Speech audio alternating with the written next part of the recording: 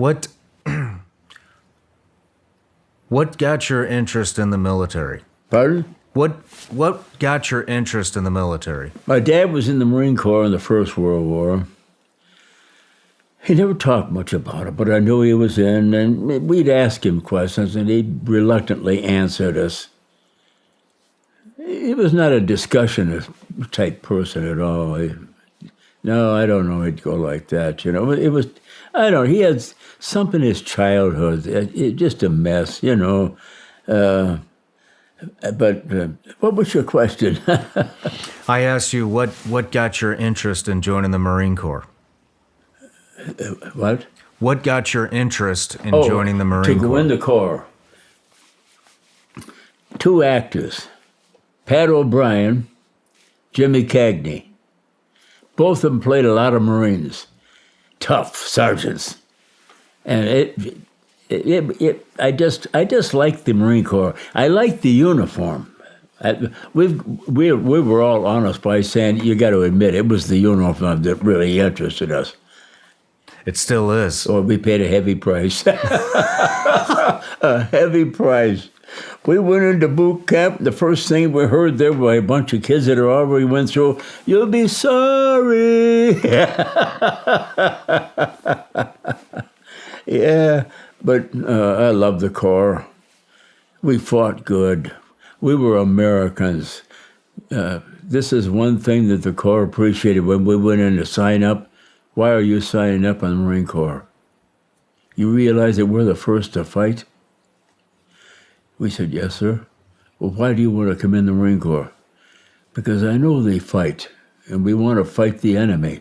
We want to fight Japanese. That's just the way we felt. Was that? See, we learned that. We learned that in school also. A lot of patriotism back then. Yes. And the movies went to war. Yep. Hollywood was good in those days. It's a bunch of trash now. Trash. What was the media like? Media? Yeah, the news. Were they very... I think, in all fairness, I have never experienced anything in my life until now, these past years. The last of what I was used to was with Donald Trump. I haven't seen it since. Breaks my heart. Yeah. I love my country. People are distorted. Their minds are all goofed up. They don't know what to do. And that's because the schools are to blame.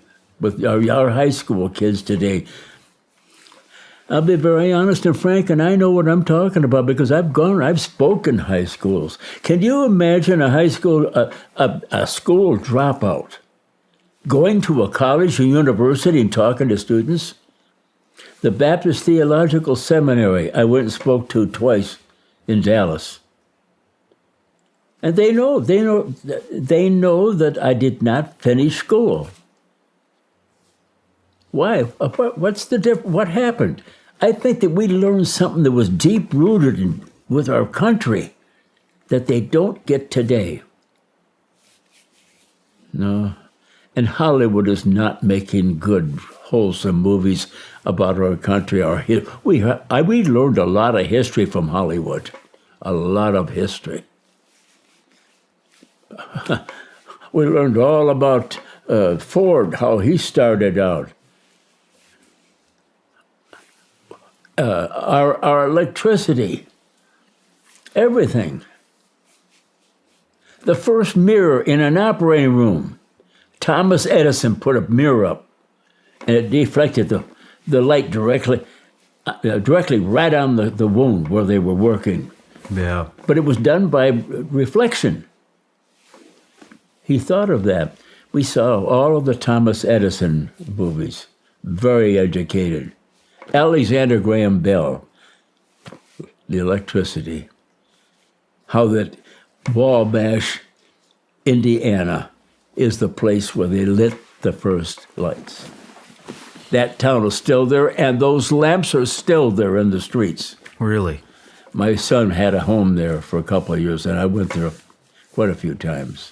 Did Americans get along back then? I think that we got along good with because, we had parades.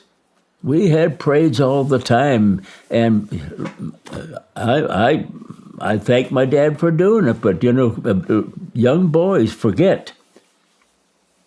And when the flags would come by in the parade, we'd be sitting down. Get up on your feet. The flag is coming. Now, can you imagine my father spending more loyalty to the flag than he did his family? But that's what he was. That's what he was trained. He was a Marine. So we would stand in our home. When Roosevelt spoke, we stood up in our home. Wow. That's the way it was. Some different times. A lot of respect. We had parades. Do you know that all the car industry, the big factories in Detroit, do you know that the 4th of July, they all had company picnics and families, members and families that worked there were invited to the picnic. Everybody went there. The parks were jammed full all over the city of Detroit. They paid for everything. That's gone. There's nothing like that anymore. After the war, it ended. It stopped. So that lost a real relationship, a touch there. There was a bond there. Yeah. We've lost that. Boy Scouts. I was a Boy Scout. I speak to Boy Scouts. Up at Roanoke, they had Boy Scouts there. It was a patriotic day, and I spoke.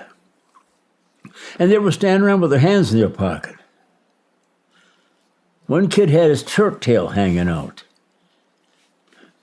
And I said to the scoutmaster, "Is the scoutmaster there?" And he raised his hand. "Would you mind bringing the boys up to the front?" And he said, "Sure." And he got them all together. They all came up the front. They thought they were going to be recognized. And I said, "Would you boys turn around and face the audience?" And they turned around and faced the audience. And I said, "Young men, do you realize that you are the future of America? Do you realize that maybe someday you will have to take our place when it comes to battle? Look at you now. You got your hands in your pocket, your shirt's hanging out. Look at your socks. Straighten up. Get in good shape there. And do you help people cross the street? We did. If you saw a woman with bags of groceries and ramps, would you help her or would you let her walk right by you? I mean, and the scoutmaster stayed on the other side looking at me, and he shook his head with agreement. That's what we got. That was just recent. We got a problem, and the school is to blame for it. Yeah, I don't disagree The with you school there. had more of us than our own mothers, and they didn't use it. And they're not using it today, and we're losing good teachers because they're not going to teach that junk. Trash has nothing to do with our country. And another thing is, one thing we have to learn. I speak to a lot of our young men that have lost their arms and legs. They can never say they had victory. They can never say they won the battle. It's still going on. They've been doing it for 2,000 years, for crying out loud. They've been fighting Israel. It's not going to stop. That's all they know. We had no business going in there. And we sent our boys in there because, oh, we're America. We're going to help the world. The world doesn't help us. We're on our own. Yeah.